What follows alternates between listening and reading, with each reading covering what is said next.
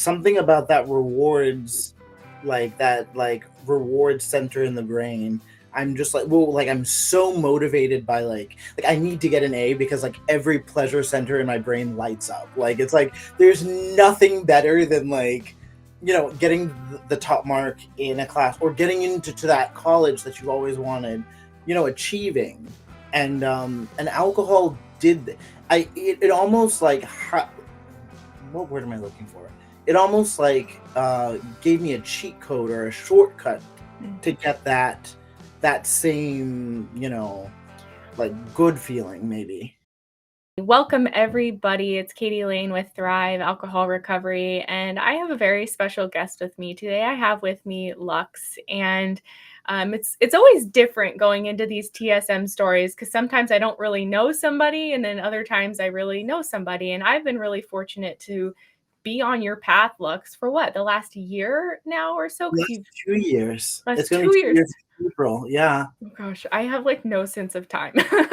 So you've been a member of Thrive, and you and I have stayed in touch through Instagram and Inside Thrive. So, I've just been a part of your journey for going on almost 2 years now, which has been really, really cool. So I have a sense of your story already, but there's so much I don't know. So I'm really excited to have a chance to interview you today and learn more about your TSM story. So first of all, just thank you, Lux, for joining me. Thank you so much for having me. Thank you everyone for tuning in, and I hope we can have a wonderful conversation. Yes, we will for sure. I know because you're always so just authentic and transparent about your story. And I know you felt inspired to share your story, hoping it'll help others. So I'm really glad to have you here today. Something that's coming to mind that I get comments on my videos, people say, you're too young to have an alcohol addiction. And that just like popped in my mind for you because you're younger. And I told you I was excited to share your story because you are younger. And I think there's an audience out there, of young people who are struggling. So can we just start at the beginning for you to kind of paint a picture of what your relationship with alcohol was like pre-TSM and kind of what led you up to starting Naltrexone and TSM? Yeah, absolutely. So where to begin? My age, I just turned 32 in December. And I really had a super short drinking career. So I um grew up in a house where we didn't drink at all. My parents were separated, and I didn't really see much of my father. He wasn't really present. But my mother never drank because we have a genetic predisposition to AUD. Like her father and his brothers all struggled with AUD. Um, my father and all of his brothers and all the men on their side of the family also struggled with AUD. So my mother grew up surrounded by that, and that kind of early trauma informed her decision not to drink. Um, which meant that I grew up not seeing any of that stuff. So I didn't I didn't know when somebody was drunk or hungover, right? I kind of lived a sheltered life that way.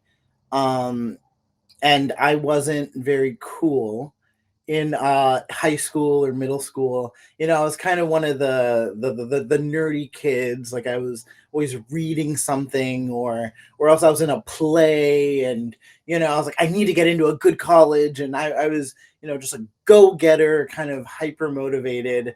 So I did not start drinking until I was legally allowed to. I moved to the United Kingdom the first time when I was 18, and um it's legal to drink at 18 in this country. So and I was in Yorkshire, so kind of the northern bit of England, and drinking is like a part of the culture, like it's really a part of the culture there. And binge drinking is like super normalized, in my experience. I don't want to like generalize a place, especially as a visitor, but in my experience, binge drinking was kind of just what everybody did. It's like, it's gone 12. Should we get on the sesh? Which is kind of just like a heavy drinking session. type thing. Wait, what did you just say? Is that like lingo that's used over there? I didn't understand what you just said. Yeah, no, it's like gone 12. It's like 12:30. Should we get on the sesh? Like should we start, session, Okay. drinking and stuff. I don't know. Yeah, it's a really deep Britishism. It's like one of the deep cuts. But yeah, no. So I started, binge drinking, and I was 18, so I had amazing bounce back, right? I could binge, and then I woke up at 6 o'clock and went for a run, and the birds were singing, and life was beautiful, right? Um, and I really didn't recognize I had an issue with alcohol until I turned 19. So I started, I went to school in New York, in upstate New York, and it was my freshman year of college when I was hospitalized not once but twice from over drinking. I had EMS called on me because I got so inebriated. And I just thought, in my limited life experience, not having seen AUD up close and personal, right? I just thought I was fun. I was like, well, you know what? I'm just the funnest one. I know how to have a good time.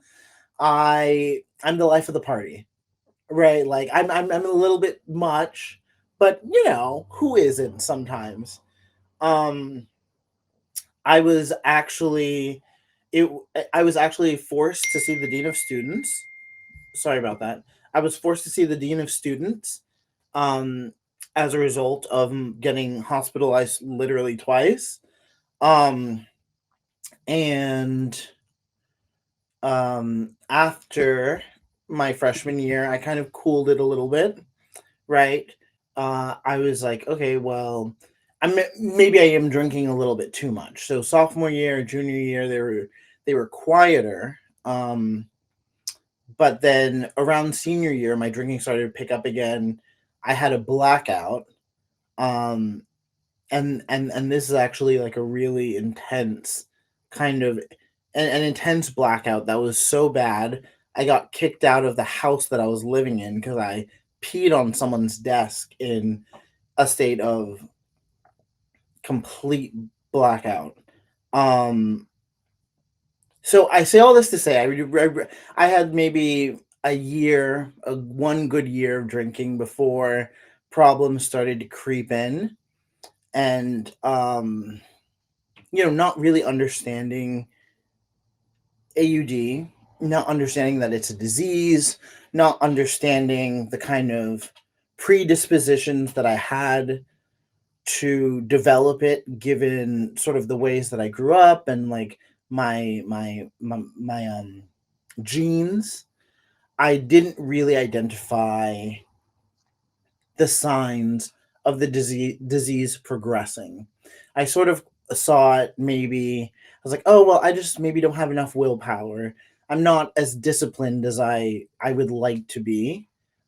Which is weird because I'm like I was, I mean I still am, but like when I was 18, 19, I really was like hyper type A, very anal, very disciplined. I had a calendar and a schedule, and my life was planned to the second. I was kind of the the person to motivate myself and to discipline myself if I needed to achieve a goal. So it was perplexing to me why I could never seem to just have one beer. Why I could never seem to stop. Like there came a point in the night where all of my friends would switch to water, or they would want to go get pizza or something to eat. And I never got that. I never ever got to the point where I had enough alcohol. There was never, there was just, it was never enough. Like, right? I could always go longer. Yeah, that's just like so much of what you said I relate to. And I have this theory, I haven't looked into it at all, but just as I chat with people in our program and understand the personality types of people that struggle with alcohol. So many people have these like perfectionistic tendencies, Mhm. and AUD happens to go along with that. And a couple of our members have been like, "Oh yeah, I think there's a connection there." It's on my list to just like dive into that more, but just so interesting that you kind of spoke to that, where very type A, very on it and Mm. responsible in life in all these other areas, but alcohol being like the thorn in your side, which, I think it goes back to the genetics, and also just, once our brain kind of experiences that change and falls into alcohol use disorder territory, it's not a logical issue anymore. Oh, 100%. Like, I mean, on like, I obviously not a neuroscientist either, but something about that rewards, that reward center in the brain. I'm just like, well, like I'm so motivated by like I need to get an A because like every pleasure center in my brain lights up. Like it's like there's nothing better than like getting the top mark in a class or getting into to that college that you've always wanted, achieving. And alcohol did it almost like what word am I looking for? It almost like gave me a cheat code or a shortcut Mm. to get that same, like good feeling maybe. Wow, I haven't thought about it like that, Lux. That is so spot on. Like, when we have those high achieving perfectionistic tendencies, we do it because it makes us feel really good. We can Mhm. measure our success, but alcohol is that shortcut. It becomes a very reliable companion in that way. And I don't know about you, but when you have those kind of high achieving tendencies, you can so easily exhaust yourself and burn yourself Yes, out. And alcohol can be like the comfort to kind of relax, right? Was that true for you? 100%.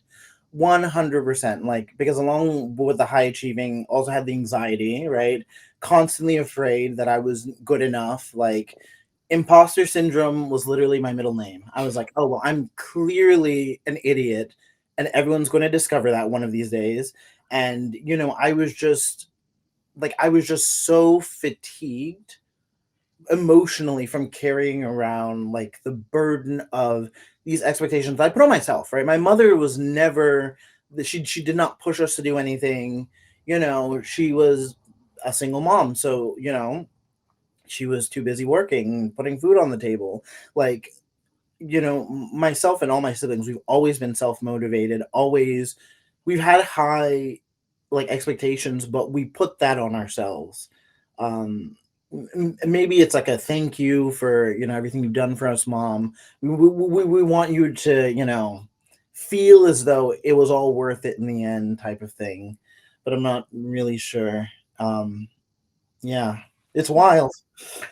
Yeah, it is, and it's something I'm really fascinated by, and honestly have more recently been digging into it just because I personally wanna break my own patterns of perfectionism and, like, workaholism and that striving because it's just Mhm. not sustainable, and so often it does go back to, like, childhood traumas or things like that, whether the trauma was big or small or intended or not or just perceived.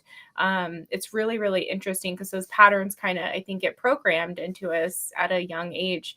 But one thing I'll just say real quick that I've been really reflecting on a lot is, in the alcohol addiction treatment field, you often hear that people have to heal trauma in order to overcome addiction. However, for me, through the Sinclair method, I feel like I overcame the addiction first and then I was healing the trauma. I'm just curious if there's anything in your healing journey the last couple of years where you've found like one had to come before the other, or what that journey has been like for you. Yeah, so I mean, I think that I share that experience, that I had to get, and not sober. I don't know. I feel like that parlance is so ghettoizing, right? Because as I told you, or like shared with you earlier, I hate saying told you. I shared with you earlier. I still drink, right? On occasion, social settings. Um, I am back in school. I'm living in the United Kingdom again. Um, and I'm able to enjoy alcohol in a way that is super safe.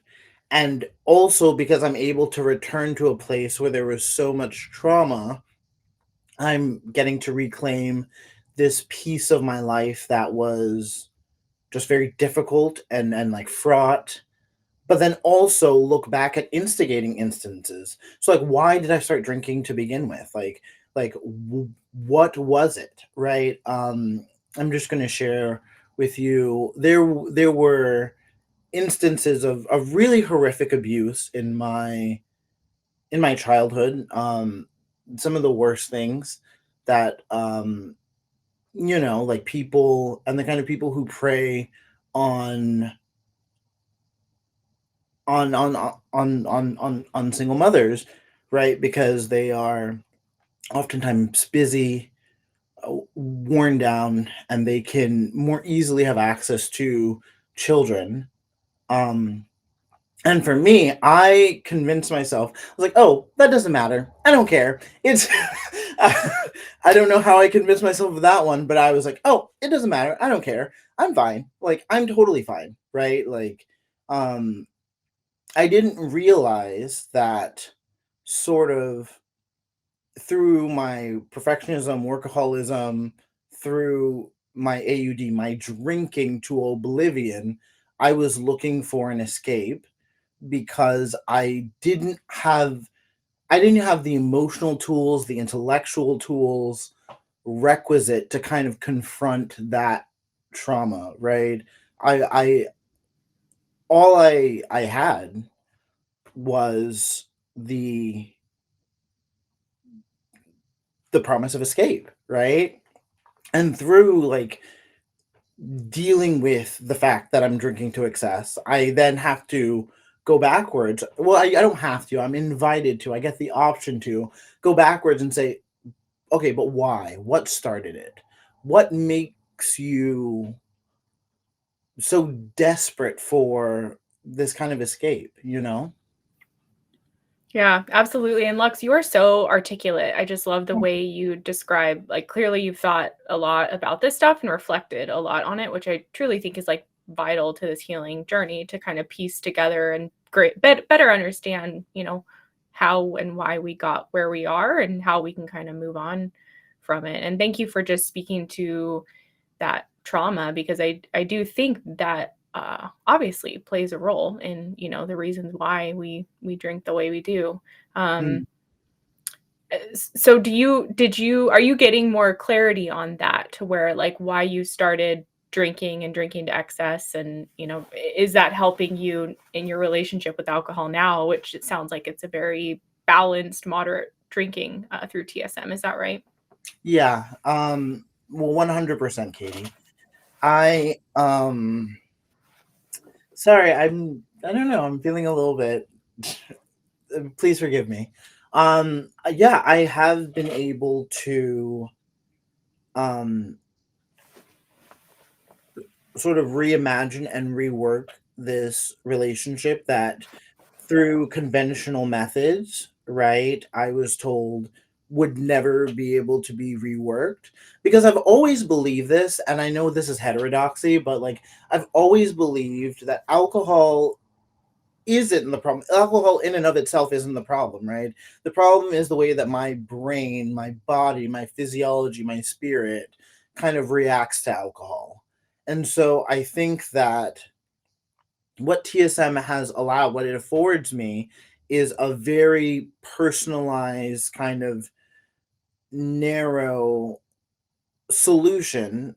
Like, not narrow, and maybe tailored is the word I'm looking for. Very tailored solution wherein I can, you know, almost pop the hood, because alcohol isn't, you know, like driving anymore. I That's kind of a sloppy analogy. I don't really know cars, so forgive me. But like, because alcohol is not in the driver's seat, I can then, you know, look around and see why things are where they are, and kind of figure out what it is about alcohol that, you know, got my life to the place that it's in. Maybe is what I want to say. Yeah, no, I know exactly. I think I know what you're saying. It's like Naltrexone and TSM gives you that mental space or capacity to think. You're not just like fighting an urge or recovering from a binge. It's like, oh, alcohol, there's some space now between me and that urge or me and the drink, and I can do the work, as they say, to kind of heal that relationship with it. It sounds like that's what you're saying. Yes, that's exactly it. Thank you so much. Yeah. Well, I know exactly what you're talking about because it does exactly that. Yeah. Which can be hard for some people because the reason why we drink is to kind of forget or to numb out. And so when part of this healing is to look under the hood or become curious about why and think about, okay, well, what does the future look like if I'm not using alcohol to numb Mm. anymore or to cope with that trauma from the past? Like, that's a whole other ball of wax, if you will. Oh yeah, no, but so rewarding, so rewarding. Um, yeah. Yeah, it is so rewarding. So, okay, I want to go back a little bit, if you don't mind, to just help the viewers understand what your drinking pattern was like leading up to TSM. Because I heard you talk about the binge style drinking that started when you first moved to the UK in your late teens, like around 18 or so. Mhm. Um, and now you're in your early 30s. So there's like a decade or so there. Like, what was your drinking like throughout your 20s before you got on TSM? Yeah, so I mean, I hope now I can like bring together all those disparate elements I put down about my childhood and all these other things, and tell you and regale you with my tale. So I mentioned university was a bit rough because I had a few negative instances where my drinking was problematic and other people had identified it as such. But it was university. I was 22. um I really didn't see it, my drinking, as an issue, right? I still thought it was a control issue, or maybe I was just doing something wrong, or maybe I would just grow out of this, right? And become one of those mature people that you see on television who can have like a glass of wine and then be done. um so I left college and I moved to New York City properly, and I worked at a few different places, um, at this law firm, and then I worked for a United States senator for a little bit, um, and there would be times I would notice like people would go out for drinks after work, so I would socially drink maybe on a Tuesday, or sometime in the week, and I would drink normally with everyone else, and then on the way home I would get off, you know maybe a stop away from where I was supposed to, because that's where the cheap liquor store was, and I would get a bottle or a handle or whatever, take it back to my house, and I would continue drinking, and I would binge, and I would binge to the point where I would call in. I would call in sick. I wouldn't be able to make it to work the next day. So I had progressed from to to just give you the full picture, binging on the weekends, or right, maybe getting really drunk on a Friday, and then convalescing on a Saturday, to still getting really drunk on the weekends, to taking a social like event of drinking, and then continuing to drink in secret and in shame until the point where I couldn't um, make it into work anymore. So this brings us. There's a lot of other things that happen in there. I get into a really important relationship with someone who, I don't want to speak for him, but like had had also had issues with alcohol and other substances that um, accelerated my drinking, where I my alcohol use had accelerated and sort of joined the use of I was maybe I shouldn't admit to that. Something that's gonna live forever, but it was I was drinking a lot because um this partner was significantly older than me and so more matured in life. And like one of the things that I had done after university is that I had elected to work in kind of these public interest humanitarian realm. So I did politics and law and like policy adjacent kind of things. Um which meant I didn't have a lot of money, right? Especially at the beginning of my career. So dating someone and being in this relationship with someone who could afford it meant that there was literally no limit on my drinking, right? And this relationship was so important because it it made me not it made me see for the first time that there's no way I can control this. I because like I would never elect to drink every single night until I pass out. And that's what we were doing, the two of us. We would get home from work, he would make dinner, neither of us would eat it because you have to get your calories from somewhere, so you have to make your choices. And we would drink and drink and drink and drink until we like passed out there on the couch. If we could make it down to the bedroom, we would, but more often than not we would just pass out. And so um and this is where um I'm not going to speak ill of AA or any other kind of recovery program, but that kind of conventional wisdom kicks in, right? That I have to go fully abstinent, and there's no way that I'm ever going to be able to drink again. And I had been in and out of the rooms of AA at this point for maybe 6 months, but I mean, it never really stuck for me. I didn't. I didn't feel as though I was getting to the crux of my issue. Um, I felt like I was talking around it. And it was a beautiful experience to be in communion with other people and to have a community. But I don't know, I just felt like I was missing something.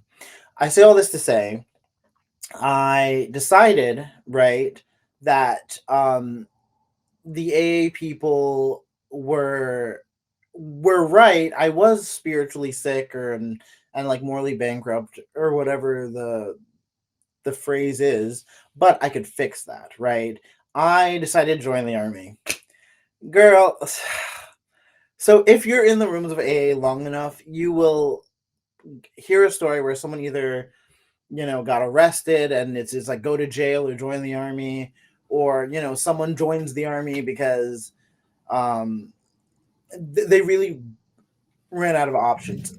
For me, it was I mean, it just made sense. So I was like, great, I'm clearly undisciplined in this area of my life. The army will give me that discipline.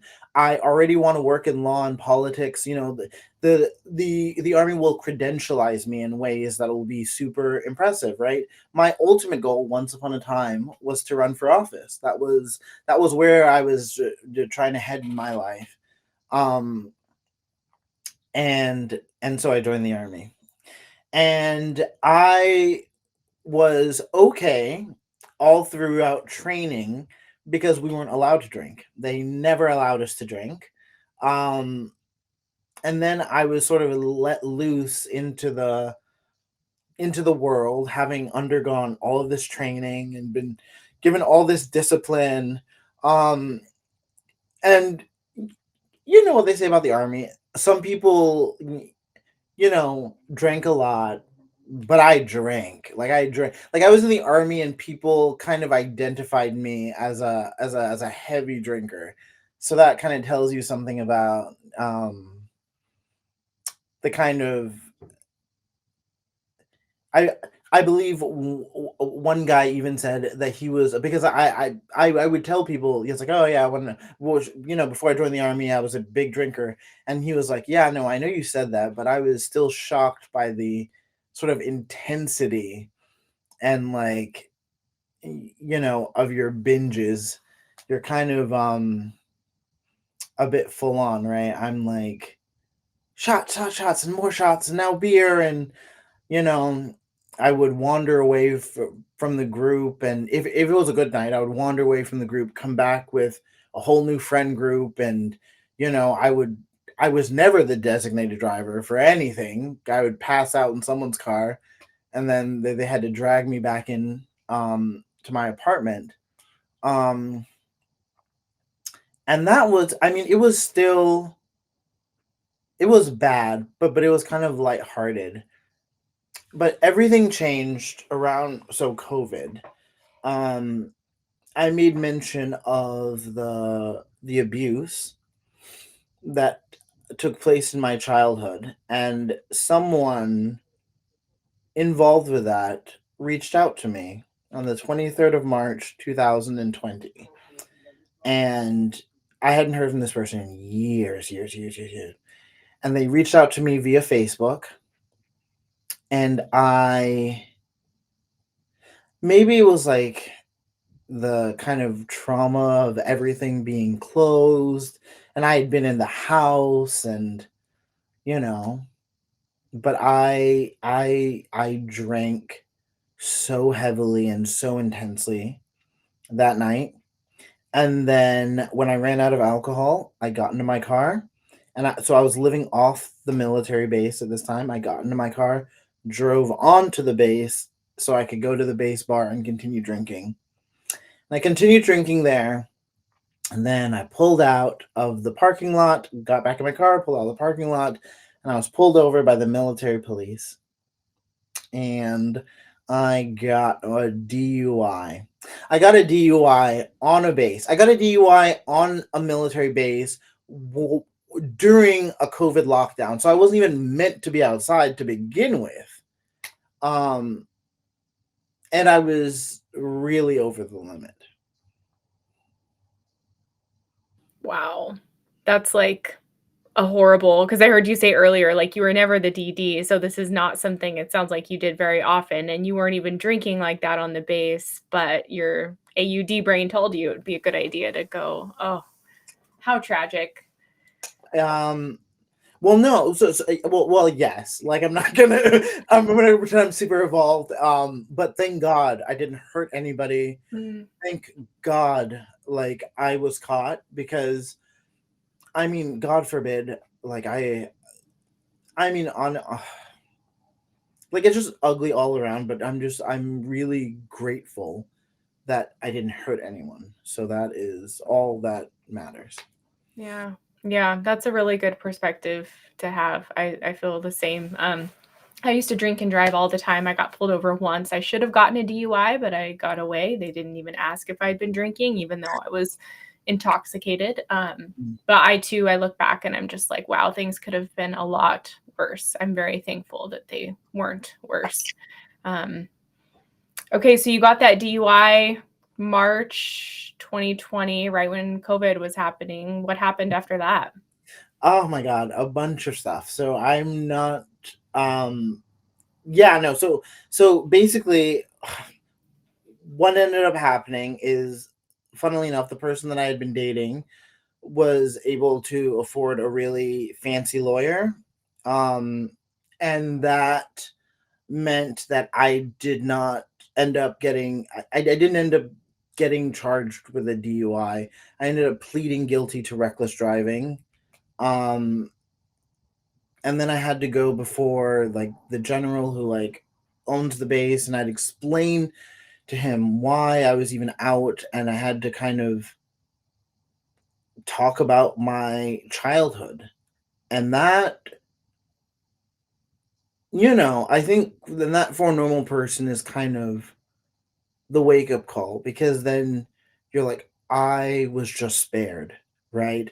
Not only so, um, after my meeting with the general, he was like, okay, well, here's what we're going to do. We're going to put this, here in your local file. We're not going to, tell the big army that you got a DUI. We're going to let you go on to your next kind of place, and then you're going to have as clean a start as is possible to have. Um, and do you think I made the most of it? No. Do you think I stopped drinking? No. Um, yeah, my AUD just got worse and more intense, right? And I mean, it was touching every aspect of my life at that point. I would I was the the type to super, like call people like at 3 o'clock in the morning. Um, I had one person who is no longer my friend, a relationship that I lost as a result of my drinking, tell me that he hated me now because he said one day you might call me at 3 o'clock and really need me, and I won't be there for you because I'm not going to pick up the phone anymore. Um, and it was, yeah, it was like, I mean, I like blew up my life in such spectacular fashion that it is unrecognizable. This sort of trajectory that I had been on before the army and the trajectory that I'm on now are so like diametrically opposed. Um, it's still a beautiful life and it's still a life worth living, but there were a lot like I my issue with drinking has always been like my sort of Jekyll and Hyde kind of thing. I think I I'm the sweetest girl who ever lived, but when I drink I'm evil. And I n- not all the time. Sometimes I'm fun and funny, but the the longer I spent in AUD, the more and more I became just a horrible, angry, dark person. Yeah, I know what you mean, and it's just hearing you talk, like that's why AUD is not logical, because here you are thinking, okay, I need more structure and discipline. Maybe the army will help me with that. Maybe that will help my AUD. Or maybe if I get this DUI, okay, that's going to be my rock bottom. Mm, And I think so many of us that struggle have these moments that feel like, okay, this has to be the rock bottom, or this has to be the answer that's going to finally make me conquer this. And it isn't. And it's so discouraging and just chips away at our being and our soul and our integrity, because you sincerely wanted to get better. Like the yeah. lux that is in there, the heart and soul, you wanted to get better, but the AUD brain, it just takes over. And I can see why it's, I mean, I was on that path of destruction too. It's like a slower path of destruction with AUD. Maybe we're not going to overdose like we would with something like a harder drug, but uh, yeah, we can just destroy our lives like in a matter of a year, a couple of years. So I can't imagine just the pain you were feeling, and you're losing relationships and jobs and things like that, and it just eats away at you even more. mm, yeah, no, yeah, it was. Yeah, no. I mean, honestly, so when I look back at the kinds of things I was doing in active addiction, and the reason that I want to be as graphic as possible without being gratuitous is because I want people to know that the Sinclair method works. And you know m- maybe you're not the cute drinker who is like, oh, I'm mostly fine, but sometimes, I only want to have one glass of wine and I end up having like half a bottle and then I end up feeling bad the next day. Like, you can be the kind of drinker who goes to bars, would go home with random people. You can be the kind of drinker who gets behind the wheel of a car drunk. You can be the kind of drinker who will say horrible, awful things to people who have only ever loved you and supported you. You can be the kind of drinker who gets so blackout drunk that you pee on someone else's desk. Um, yeah, and this method can work for you because it works for me. Um, so yeah. I love that you gave that message because sometimes I get comments where people are like, "Well, this wouldn't work for someone who's a serious alcoholic or with real No, alcohol." Yeah, go ahead. and I'm so sorry. I also have a stutter sometimes, but no, exactly. I'm like literally, you're the exact type of person who should be on naltrexone, right? Like knowing all that I know now about AUD, I would have probably never have picked up alcohol, just because of my own personal history, X, Y, and Z. But if I did, there would never be a day in my life where I would have ever drank without naltrexone. Like it's just inconceivable to me that I would have, and the thing is, I'm only 2 years older than the FDA's approval of naltrexone. I was born in '92. The naltrexone was approved for alcohol use disorder in '94. Like, there's never been a time in my life where I've ever needed to drink without the protection of naltrexone in my system, and it's it's a sin. It's like the most immoral thing ever that more people don't know about this and see it as an option, because think of all of the pain that you could save, right? Oh my gosh. Yeah. Well, you know that I feel that same way. And just like you responded with such passion, like that's how I feel when people tell me, or they just dismiss it like, oh, this wouldn't work for someone who has a serious problem, or oh, if it worked as well as you said it does, like everyone would know about it. And it's heartbreaking that it's not more well known. That's why I'm such an advocate. I know that's why you're telling your story today, because you just want people to know that it can work for, I mean, you look at the research, it works for the majority of people. Mm, Yeah. So, okay, you've been on the method for almost 2 years today? half. Okay, Yep. so what led you up to it? How did you learn about and get started on the Sinclair Method? Can you tell us that piece of your story? Yeah, I can do. So, I grew up very Catholic. And and After the army, I kind of I left the church basically. I I was feeling, and I know this is going to sound really ugly, but it's honest. I was feeling so betrayed.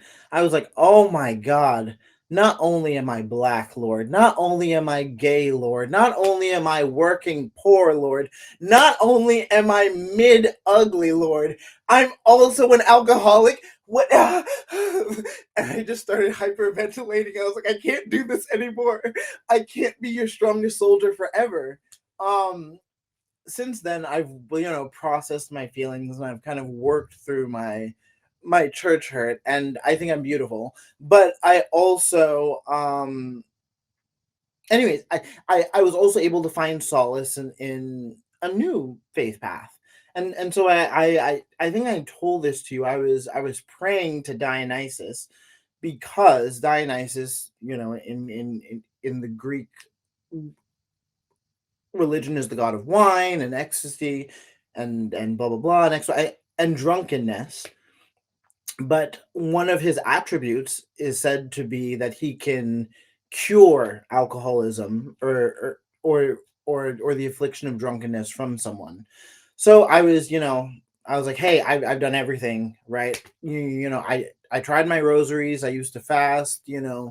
Please take this from me." And I think I also just have like a perennialist kind of view anyway, that all faith paths lead to one God, and there's a oneness of the universe. Anyways, but I digress. I I prayed. I was like, "Hey, please help me out." The very next day, I saw a TED talk come up in my suggested. It may not have been Dionysus. It may have just been big tech spying on me, eavesdropping on my prayers.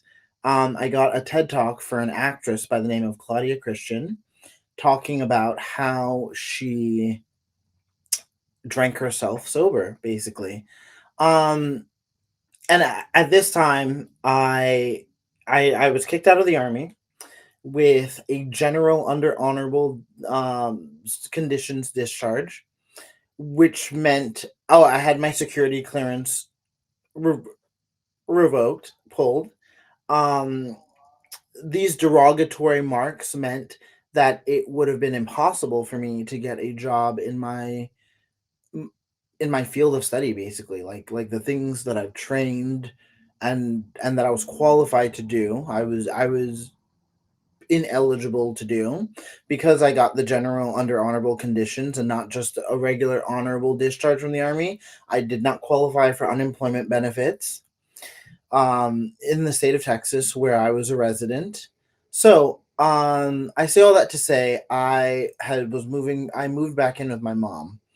I was 30 years old, unemployed. Oh, and I'd gotten fat as well. So basically, when I was in the army, I was able to maintain my fitness. But then there came a point where when I was going through my whole host of issues, I I just gave up. I was still drinking, like binging to excess, but I just gave up. Oh, and when I left the army, so I joined the army, I was maybe 130. When I left the army, I was 198 pounds. And none of that was muscle. None of it. So yeah, I was a 30-year-old unemployed guy living in his mom's basement, and I was skeptical of what Claudia Christian was peddling, but also I was like, babes, what options do you have? Just, try something. Um, I was like doing the abstinence thing, but I knew I wasn't going to be abstinent forever. Like in my mind, I was like, I'm going to go back to drinking, um, and I can't. Like it literally almost killed me last time. I can't go back. Um, so I did it because I was desperate, basically. Yeah. Yeah, you're funny. You have I mean, just your sense of humor just comes through, and I appreciate you bringing that lightheartedness to this kind of at times very dark subject and conversation. But yeah, I reacted almost the same way to the TED Talk. Like, yeah, right. This is just a gimmick or something. It seems too good to be true, which I hear all the time about TSM. But you and I are living proof that it's not too good to be true. So Mhm. what happened when you finally got going on the method? You got your naltrexone. Like, tell us about kind of the early days of your TSM journey. Yeah. Oh my gosh. A really kind of illustrative two stories. So first story, I took TSM and I got this really nice bottle of Spanish wine. It was a red. I'll never forget. And I took the naltrexone and I drank my water and I waited my hour. But but because I wanted to make sure, I think I waited closer to an hour and 10 minutes. Per the instructions that I was given. Um, and then I drank this beautiful glass of red wine, which my mouth had been salivating over.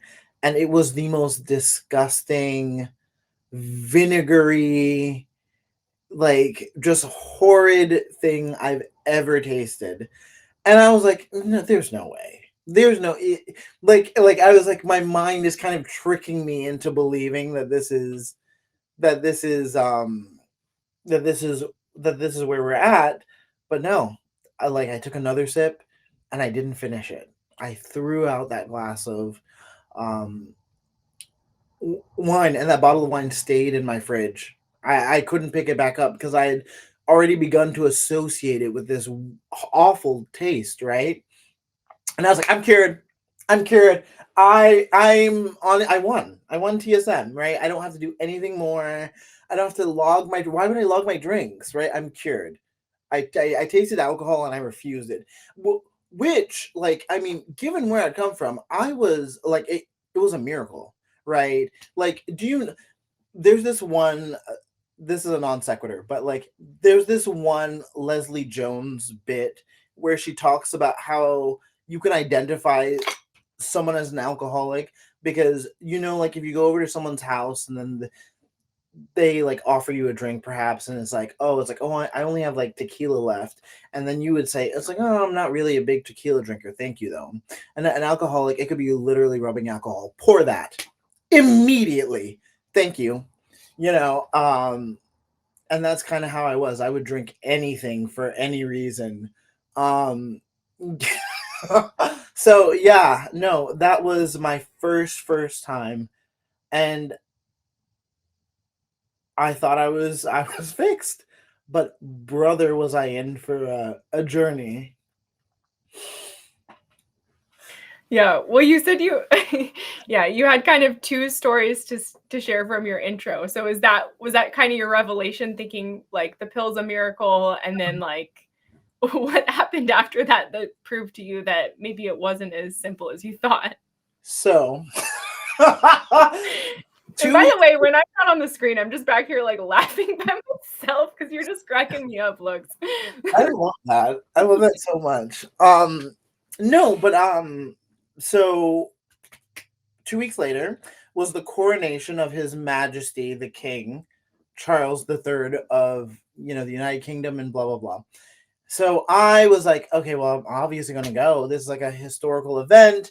And I also had bought tickets to this play called A Little Life, um, which was at the Harrow Pinter Theater here in London. So I was like, okay, well, I'm just going to go. And I can drink again, right? Because I'm healed. So I, you know, drank. I you know, actually not drink. I took the pill. I waited my hour. Absolutely, like I would never derogate from that. That kind of is my again. I'm very type A, and I like pride myself on following instructions. So I'm like the thing says wait an hour. We're gonna wait at least an hour, maybe an hour and a half even. Um, and then I had two really good nights out, danced, I met people. It was like a really fun time. And then the third night out came. Uh and I was meant to fly home. So I did as I was told. I took the pill, I waited an hour, and then I started drinking. I um I just kept drinking, right? It was like the atmosphere, it was I was in a club. I was like, okay, blah blah blah. I'm just gonna keep on drinking and keep on drinking. I didn't know about um, the importance of redosing. And for me that would be a huge thing just because I found that albeit the medicine made it so that I wasn't getting the same chemical high from drinking the way that I had always drunk. I was habituated to it. So it's almost as if I'm drinking. I'm like, okay, well, I'm gonna keep going, right? It's what I've done for the past decade. So, uh, maybe I don't know how to explain it, and I feel like I'm not. I won't explain it correctly, but I was just like I could stop, but I didn't, right? Because I was like, I don't need to because I'm cured. I don't have a problem anymore. I could just, yeah, no, it's the most bizarre thing in the world. Um, Anywho, I ended up on a train, falling asleep. I lost my phone. I ended up missing my flight. Um, and I had to go home in shame. And I was like, kind of begging my mom, who I had, you know, asked to trust me and believe me and allow me to take this journey on TSM. I had to beg her to let me stick with it because I had, you know, done what I'd always done. Had a big alcoholic meltdown, cost all this money by missing my flight, losing my phone. Uh, Being in a foreign country, losing your phone and missing your flight, I think those are, like, my biggest fears, 'cause I Ah, and then, like, experience that with a hangover and shame, like, oh okay, my no. god. No, I no, and I was, like, walking through. Do you know that, like, thing where you're hungover, like, really hungover, and you're like, "Everybody knows. Everybody knows exactly what I did last night. Like, everybody knows I can't be seen." Oh my god. Yeah, they What a could see right through. disaster. Wow. So, okay, you started TSM, you felt like a miracle, and then, like, the reality kicked in. Sounded like redosing could have been a thing, but I know exactly what you're talking about, and I'm sure people listening do too, that the habituation, like, we're not necessarily in tune with naltrexone giving us that off switch. We just drink like we always would in that social Mhm. setting. So, um, did you at that point think, crap, this isn't working anymore? Or did you have the realistic expectation that this can happen and there's probably more to it than just popping this pill? So I was very lucky. I had an intro call by this point with Brenda, our lovely TSM coach, and Brenda was just not only gorgeous and warm and wonderful, but she was a wealth of information. So I kind of knew that there was a potential that, things would go up and go down. Everyone's TSM journey is different, right? So um I was able to, you know, really come armed. And also, I need to thank you. I've never thanked you formally, but thank you so much, Katie, for doing these interviews and having that wealth of information on, your YouTube page. Because then I was able to share these kinds of stories with my mom and like really convince the people around me not to give up because I think almost it's a canon event for all of us at one point. We kind of have maybe an uptick in our drinking, or it's not just a quick orderly climb. So thank you for Yeah. that, and you really helped me stay in the game. Good. I mean, it's my joy, honestly. I feel very fortunate to be able to do this work, and I love telling these stories because, yeah, there's so many nuances, and I've seen so many people who, like, I mean, you look at the start of their TSM journey and you think, oh, I don't know if this is gonna work for them, but then, like, they stick with it and they come out the other side. And so I just want people to know that, that's the reality, because I also hear from people like, oh, I tried it for 3 months and it didn't work, so I stopped. And that's always discouraging for me because I'm like, oh no, like, if you could have stuck with it and, done it correctly, probably could have worked. So yeah, I feel very, very lucky to tell these stories, and I'm thankful for everyone that's come on to do that, including you. Thank you. And one thing I want to say as well that like I got from Samara, another one of our beautiful, wonderful TSM coaches, is that every drinking event, irrespective of kind of the end result, is a net plus, right? Your brain is unlearning AUD, even if you didn't adhere to the goal that you had set yourself, or an event happens that you don't like, you aren't particularly proud of.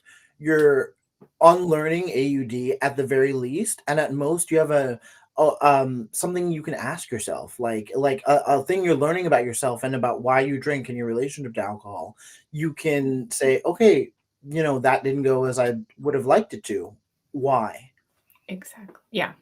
Exactly, because if you drink on naltrexone, your brain's still not getting the reinforcement, even if you have 1 drink or 10 drinks, it's still not getting that. So, yeah, to your point, when you have those sessions that go overboard, like being an investigator the next day to put the pieces together in a kind, like Samara is huge about no judgment, just curiosity, to Yeah. understand, okay, what can I learn from that and, take with me going forward.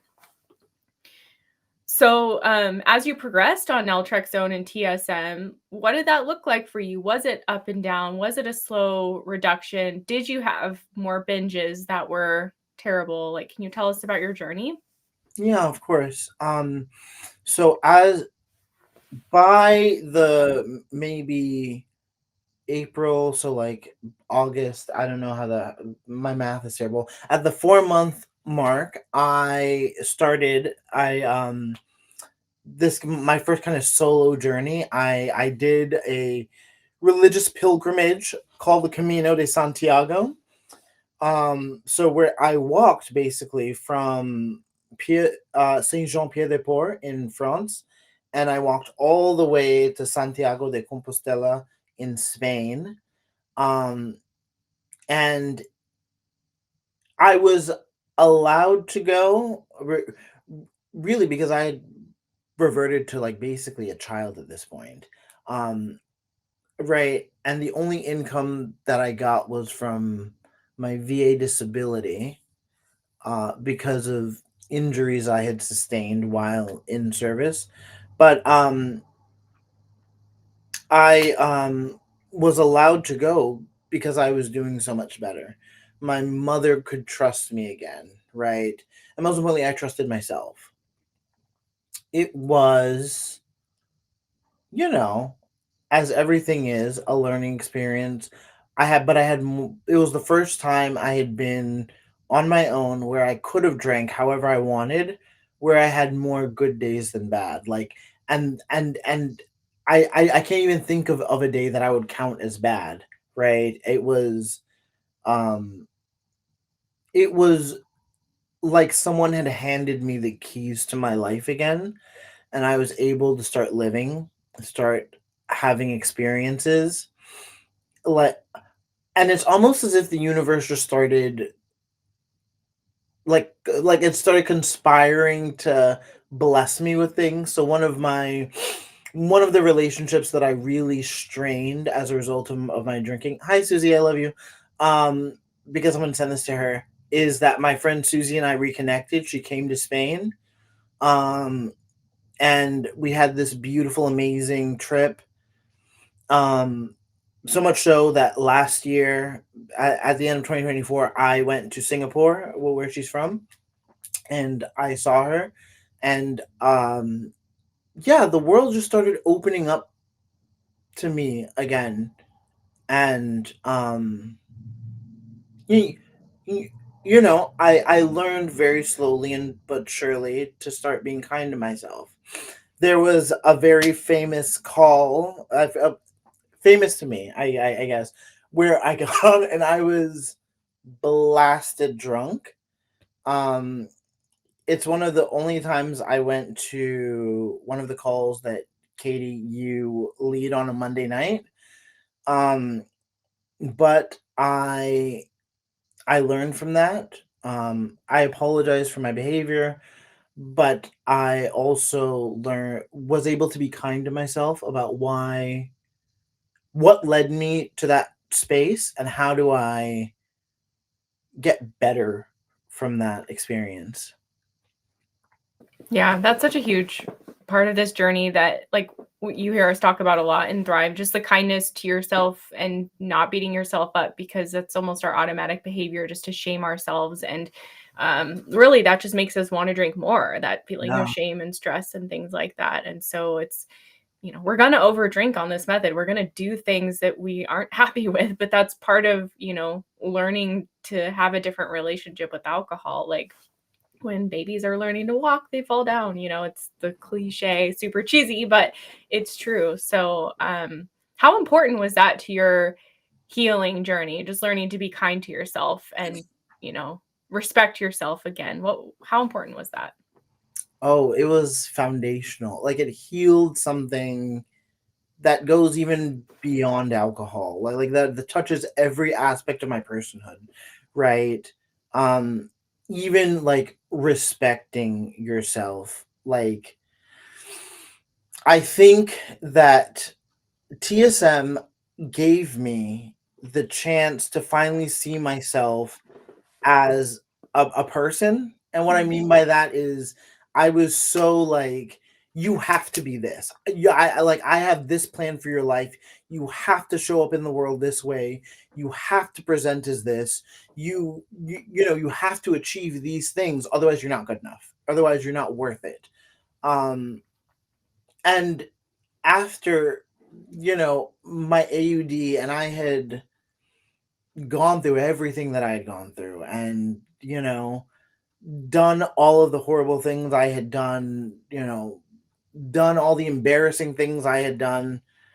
I was forced to live with myself and to say, "Hey, like even though you've done these shameful things and you know, you're still worthwhile. There's still like a life in here that's worth having and worth like living out loud." So, yeah, I don't know that, and there's no way I can know this for certain, but I feel like I would never have gotten to this space if I hadn't had TSM, and very specifically Thrive, just because it was it's like part of the ethos of the company. It's like yeah, it's like you might have gone through some stuff, but hey, like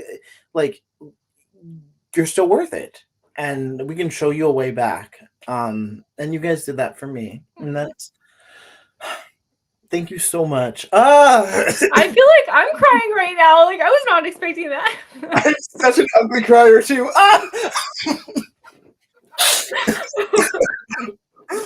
Wow. Oh, You don't know what that means to me because that's just yeah, that's been in my heart since day one, just to create this safe space. Because when we're struggling with alcohol, we're so vulnerable and we've already inflicted so much pain on ourselves. And others probably have too, because they don't understand alcohol addiction and they try to help, but like oftentimes is not very helpful. And so I just feel like we're just like these very vulnerable in a weak state, struggling so deeply, and we just want to get better and we keep trying, but like we don't know how because nothing's working. And it's so discouraging. And so many of us are ready to just discard our life because, like, we can't get this figured out. I might as well just keep drinking because the thought of not drinking is terrifying, or I can't, stay sober. So I just, yeah, I feel like learning to forgive ourselves and being kind to ourselves through this journey, it's like rebuilding our soul in a way that has been so just injured over years or decades of alcohol abuse. And yeah, so it just means the world to hear you as a member, like, share that feedback that came across in your experience in the program, because that's just been my heart since the beginning. yeah. Well, I meant it. And I honestly, I wish that for everybody, like struggling with AUD, that they find a way back, right? Because this disease is punishing, it's ugly, it's brutal, but it's not a life sentence if you don't want it to be. So, 100%. Yeah. So I know we're going over an hour, but I have a couple more questions for you if it's okay. I'm just yeah. curious to better understand. Like, it's almost been 2 years since you've been on TSM. You kind of mentioned that amazing pilgrimage you had and the fact that you didn't really have a bad drinking day on that experience, even though you were alone and could technically drink however you wanted to. After that 4 months, like up to present day, what has your journey of TSM been like? Like, have there been challenges, successes, things that have surprised you? Anything, yeah, you'd like to share with us there? Um, y- yeah. So the pilgrimage was fine. I didn't have a bad day, but as I've shared with you, and I've even made mention of on this call, I did have bad days, right? Days where I overdrank and kind of like had a little bit. Oh my god, a hangover on Naltrexone is brutal. Like a regular hangover is kind of brutal, and I was like, because I was getting up there in age, like so I didn't have the bounce back I once did. A Naltrexone hangover is just I don't. It's literally the worst thing I've ever experienced. Question mark. Anyways, so yeah, I had those. Um, what I really want everybody who's starting their journey to know maybe would be I it would better way for me to kind of answer that question is that um I think the AA people are onto something when they say there's a spiritual dimension to AUD. Not to get all woo, but like I genuinely think that being in community with others having people who you know are in your corner is so important. Like going to a meeting is so great because you get to share and like talk in a space that's super non-judgmental, but then you also get to like hear TSM working in other people's lives. Like there are so many people. Okay, so like por ejemplo, I go to Samara's meeting, or I went to Samara's meeting when I was attempting to reach Extinction. I arrived at Extinction earlier this year or late last year. Like the timeline's kind of fuzzy because like it's not like an AA thing where it's like, oh, this is my sober birthday. It's like there I just noticed that I wasn't drinking at all. Like before I moved back to the UK, I had completely like stopped drinking, and here I drink socially. Anyways, saying yeah, go to meetings, like talk to people, and I was in Samara's meeting, and like everyone that I was in the meeting with is like not there anymore. And it's not because they've given up on TSM, it's because they've gotten better. They've moved on with their lives. They don't need to go to the meeting. Like I'm going because I started drinking again, and not because I like feel worried, but just because I like, one, I love Samara. Two, I just think it's good to be around other people and to like offer hope, love, and support. Yeah, I totally agree, because and the AUD wants us to isolate too, like, because that just we're already feeling shameful. What do we do when we're shameful? If you've read any of Brené Brown's work, like, I really appreciated her voice in my TSM journey, but shame wants us to hide and keep it secret, but when we can talk about it, it's just so healing, and, like, talk about it and know that you're not gonna be, like, ridiculed or judged. It's just like, "Okay, yeah, you made that mistake. Well, other people have too, so what do you wanna do tomorrow?" You know, like, let's move on from it. Yeah. Absolutely. So you mentioned Extinction. A lot of people want to know, like, well, how do you know you're at Extinction? What does it feel like? And I know you kind of said the timeline's fuzzy because it's not like a definitive date where you're like, that's it. So, like, what are a few markers that you noticed that made you feel like, okay, I'm at Extinction? Or in other words, just like total regained control over alcohol. I heard you say you weren't really drinking much anymore. Anything else you noticed? Yeah, so like so there was never a point where I wasn't even in some corner, like even with the smallest bit of my brain thinking about alcohol. Like after my AUD had sort of blossomed, that I was always thinking about when I was going to drink, how I can drink, like there was never a point where like it would literally be like 10:15 on a Tuesday morning. I'm like, oh my god, I cannot wait to have a drink. I was either always drinking, thinking about drinking, or recovering from drinking. Like drinking had it was my life at one point. Like that's all it was. And every other aspect of it was just me like masquerading as a person so I could go back to drinking. Um I had gotten to the point where I could be offered alcohol and say no. And not say no in the way that you would on AUD where you'd be like, oh, and then you'd be thinking about it all night, like, oh my god, I hate myself for not taking that shot or whatever. I could be offered alcohol and say no and move on with my life. Right? I don't care. I could be around other people who are drinking and not envy them. I just don't want to. Thank you so much for offering. It's not for me right now. I just don't want to.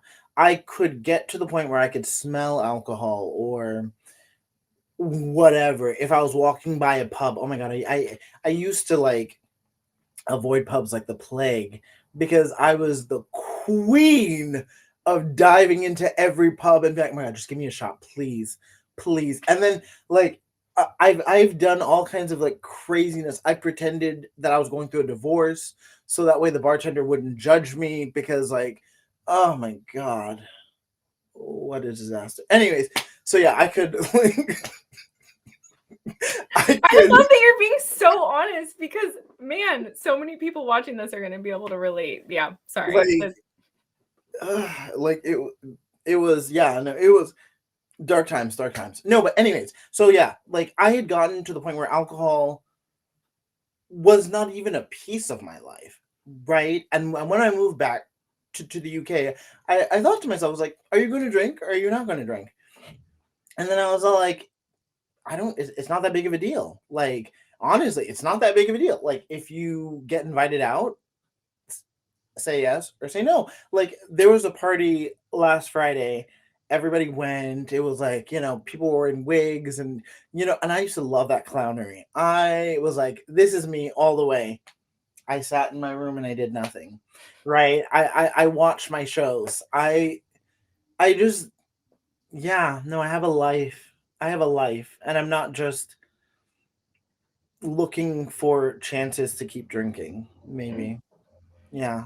Like now it's like 10 o'clock and I'm able to have this conversation with you. I'm drinking water. Right? Like in a before time I'd be like, oh, we have to go. We have to wrap this up. So I can we have to wrap this up. It's cutting into my drinking time, so Yes. uh, Yeah. You described it so well. It's just this like just freedom, this indifference. Like sure I'll drink sometimes, but I'm not mad if I'm not drinking. And that's just the incredible thing about it. And some people like you talk about like, oh, you're gonna watch your shows or something, like your interests change, or at least mine, like my interests change. I used to love to go to a dive bar, yeah, at 11 a.m. on a Tuesday and get wasted. But now I'm like, that just doesn't sound fun. Like I'd rather be outside or, go get a massage or something. Um, no. yeah. I look back on myself with like love and empathy as well, but I'm like, oh my god, is this how you were living? Like, like some of the stuff I would do, I'd be like, that is crazy. Like, I love you, but like that's insane, actually. Yeah, thankfully, it's in the past and we're moving on from it. Yeah. Oh, so now you still drink, it sounds like, but it's kind of uneventful and socially when you feel like it. And is that how it is today? Yeah, no. So it's like 1, 2 beers. Like honestly, like if I want to sit around and like have something to do, if I don't want to order a sparkling water or a Red Bull, right? I'm like, well, whatever. I'll have a PBR. Like, Yeah. who cares? Um, yeah, no, it's not the. It's it, it's not the kind of, I don't even know what you call that. It's like you would just open. Do you know what drinking used to be like? It used to be like you would like walk through a portal and you don't know what dimension you're going to end up in. Some hell dimension where everything is terrible, or another hell dimension, but it looks nice, so you think it's a good, blissful time, but it's really not. Yeah. Yeah, and it's weird you saying that, like, a part of me like, my AUD brain loved that about alcohol. Like, I love that it would just, like, transport me to an unknown place outside of this reality, even though it would be sometimes very dark, sometimes, fun or whatever. But I kind of want to ask you, do you miss that at all? Like the party lifestyle, the massive escape of alcohol? Like any part of you miss that? I feel so maybe, and this is just something I need to work out in therapy. Like maybe I'm a jealous person. I feel like I wish I had had those good years that people talk about. It's like I especially like being in the army, like you know that all my old army drinking buddies and da da da. It's like I never had a time where alcohol wasn't causing me issues in the army. I never had a time where, like, aside from that one first year when I first started drinking, that everything was light. Like it would literally be I would drink and then I wake up the next morning like, oh my god, what did I do? Mhm. What did I do? And I grew up in the worst time to be have AUD, because then you drunk text and drunk Snapchat and it's like, what did I send? Like, oh, so it was just, yeah, no, I I am maybe jealous that I didn't have good times on alcohol, or like Yeah. that period of good times. But then also, like, I'm really grateful because then it means I just got better faster. Yeah. Yeah, I know what you mean because a part of me when I think about that, because people ask me that question sometimes, and I I wish that I could have just been a normal drinker. Like, that would have been cool, to not ever have had that problem, but I don't regret anything because 'cause I'm very grateful to, do this work now, and I think everything happens for a reason, but that's, like, the one thing I would say that, like, I wish I could have just been a normal drinker, but, oh well, kind of thing. Yeah, yeah, no. So, okay, as we wrap up, I guess, like, what advice do you have for people who are on the method based on your experience, what you learned, maybe what you wish you would have known, or, anything you want to share with people watching? Okay. Um, ooh, and this is a big one because it keeps coming up. If you if you elect to continue to drink, you will always take naltrexone and you will wait an hour and then you will continue to drink. Your brain is, as you said in the beginning, Katie, like AUD kind of has a thing for perfectionist type A people. Your brain will relearn alcohol use disorder and relearn it even better because now it's had all of this like blocking and like inconsistent reward. You are not doing yourself any favors. There never needs to be a time where you drink without the protection of naltrexone in your system. It's not worth it. It's not worth it. Anything you imagine you might be able to get from having a drink without naltrexone is nothing compared to the pain that will follow. Um, I have never done it because I am a scaredy cat, but I I see that a lot, and people are like, "Oh, do I have to do it forever?" It's like, yeah, like sometimes you do.